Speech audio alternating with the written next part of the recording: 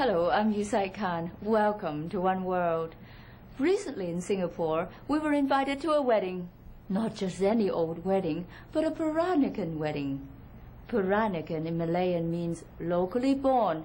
They are the children of those adventurous Chinese who settled in the Straits of Malacca in the 1800s and early 1900s to seek their fortunes. Far from home, they began to absorb local culture, and some even married Malay women.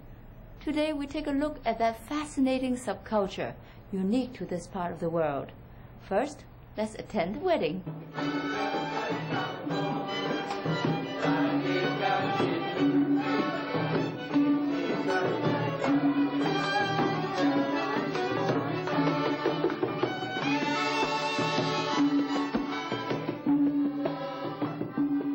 This was the wedding of San Bing Yok and Ling Hock Sing.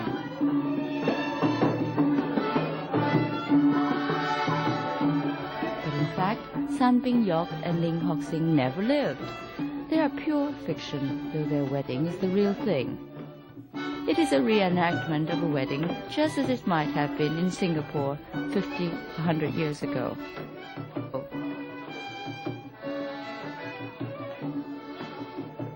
The ceremony takes place in a Singapore restaurant called Bibi's, where this loving couple is married twice each week for the benefit of diners who relish the richness of ceremonies that used to be.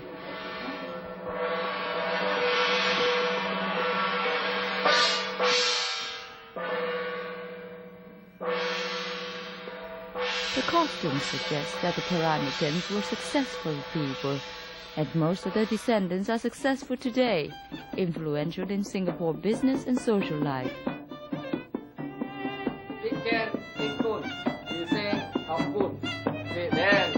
The father of the groom speaks in Hokkien, a southern Chinese dialect, wishing the young couple a long life together with lots of children.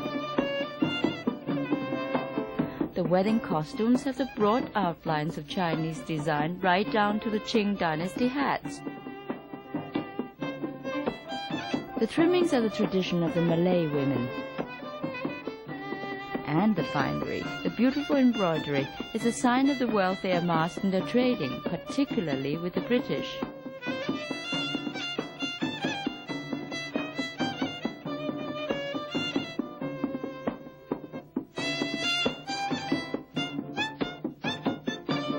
In fact, the Peranakans realized early on that when Singapore was a British colony, knowing the British language and British customs was the key to power and success.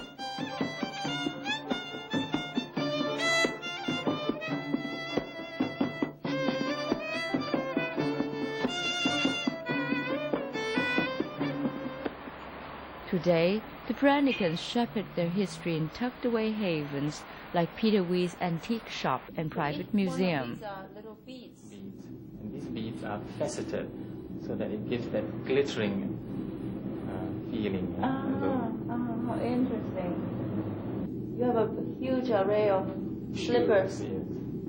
And this is a typical form of a male. It's used by the male. Some of the items here, like these brocaded slippers and bits of cloth, were handcrafted by the Peranakan women. But the porcelain was commissioned from factories in China with designs created by the Peranakans themselves. In all the porcelain collection here. We sat around Peter's dining table with Peter's parents and with Cecilia Ong, a family friend. Most of our ancestors came down from China in the early days in these Chinese junks. So when the junks came from China, it is laden with salt, eggs, salted vegetable. It acts as a ballast for the junks. So that when they reach this region, these are the merchandise that they use as trading with the natives of this region for the spices. And there you are, we have our ancestors coming from China to make establishment in this region. The old photographs on the wall are Peter's parents at their wedding in 1935. As in China, marriages were arranged, but it has been a long and loving marriage for Wee Kwan Hong and Josephine Tan.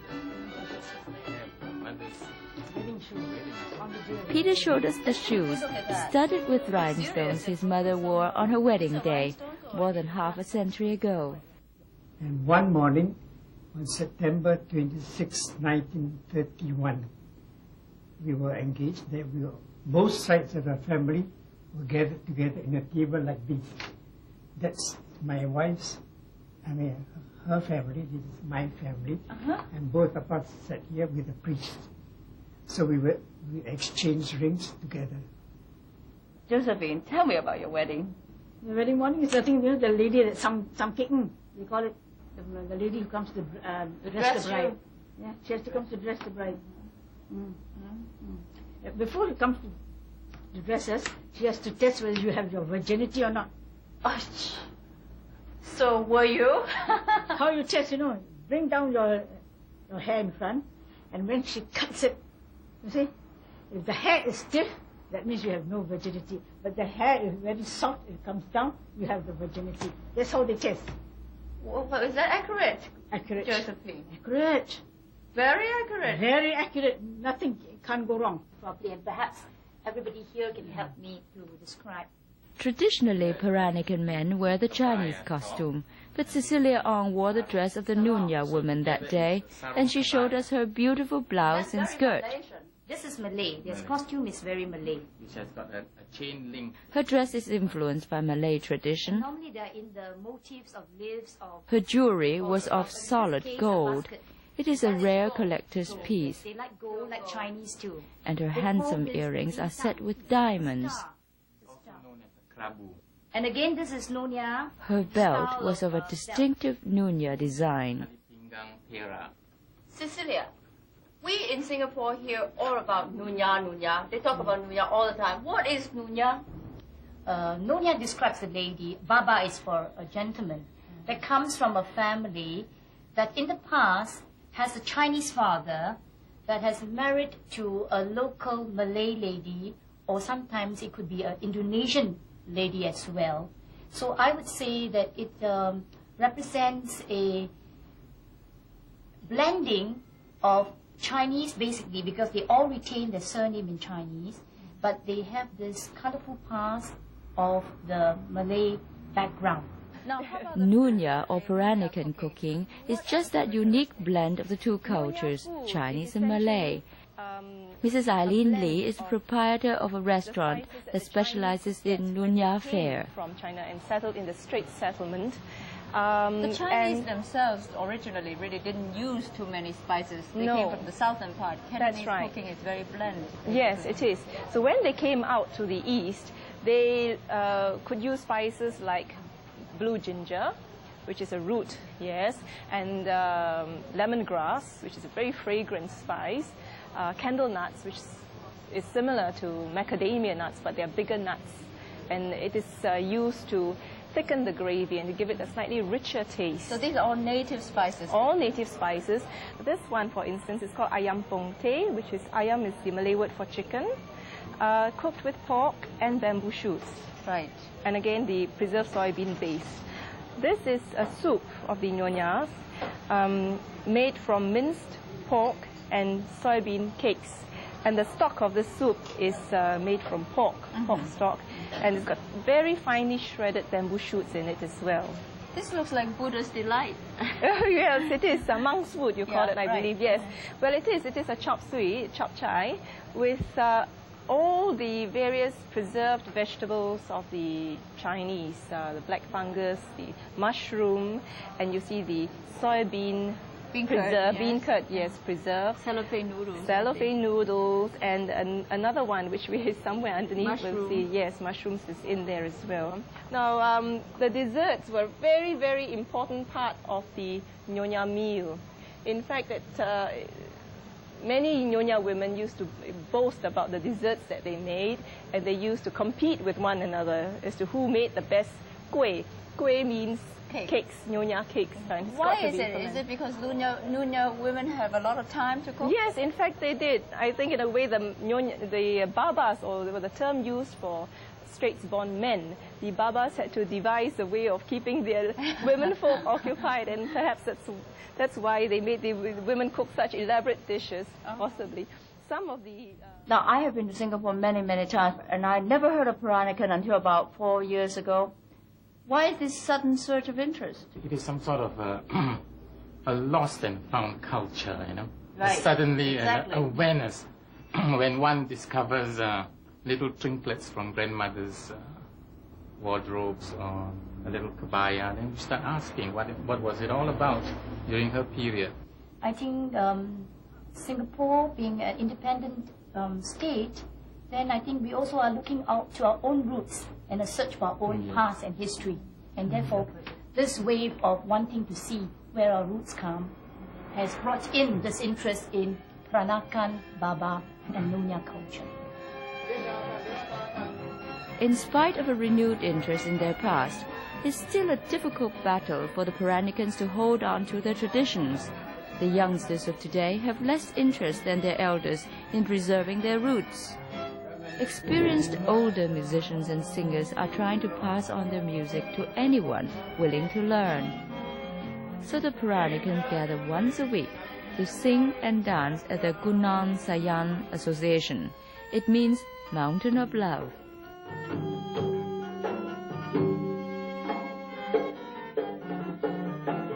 This piece is called Dongdang Sayang, in Malay, Song of Love.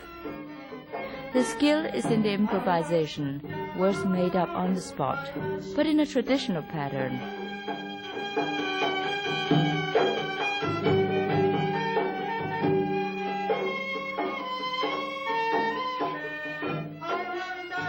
Some old hands among the listeners said this man was trying, but hadn't quite got the hang of it yet.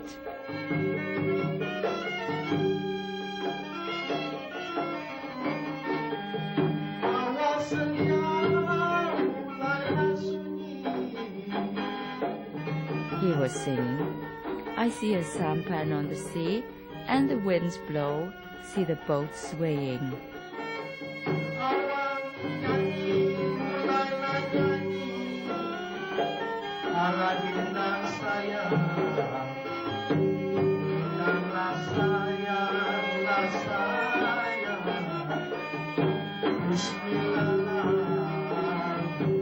Mother, when did your ancestors come to this part of the country from China, and from where in China? That I don't know. You do not know? We have about 5 generations already. Yeah, in 5 Singapore. generations here. He's the 6th, you know. I see. He's the So, 6th. all right. They're Indonesian. He comes from Indonesia. Oh. Indonesian My section. great-grandfather originated in Riau, Tanjung Pinang they call it. They were all doing business in produce. In produce? You know what is produce? No. What is grown in the country. First thing is coconut, copra they call it, Yeah. gambia, betel nut, all sorts of produce, what is produced there, and rubber even. They all deal in there and they sell it outside.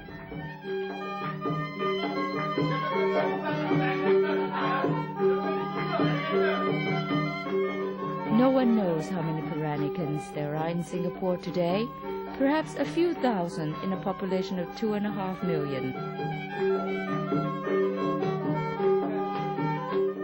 So this little minority of Peranakans in Singapore is determined to preserve whatever traditions it can, and the government is helping.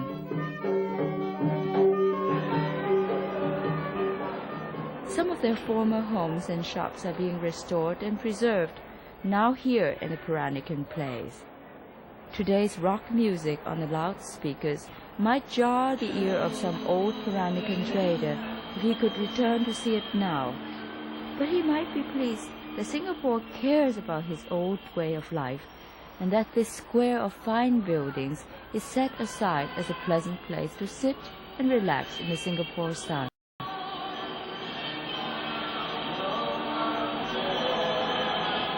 Well, that's our show for today. I'm Yue-Sai Kan for One World.